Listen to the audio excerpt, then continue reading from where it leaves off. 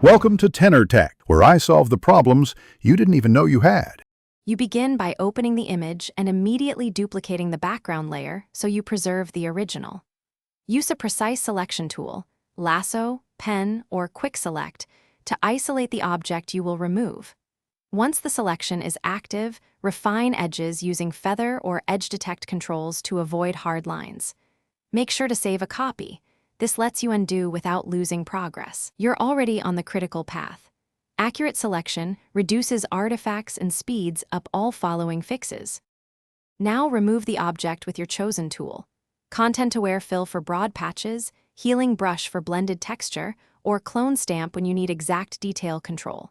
You should work in small sections and continuously sample clean areas that match nearby lighting and grain. If color and texture differ, apply frequency separation so you can fix color on the low frequency layer and texture on the high. Once done, blur or sharpen subtly to unify the repaired zone with the rest of the picture. To finish, you zoom out and inspect at different sizes and angles to spot repeating patterns or mismatched edges. Apply global adjustments such as curves, color balance, and a light selective sharpening to harmonize the repair with the whole image. If you see artifacts, go back to the small problem area, redo it with tighter sampling, change heal/clone modes, or try patching with a nearby natural texture. A single troubleshooting tip: if visible seams persist, reduce contrast locally and reblend. Thanks for watching. Subscribe to keep your life in tune.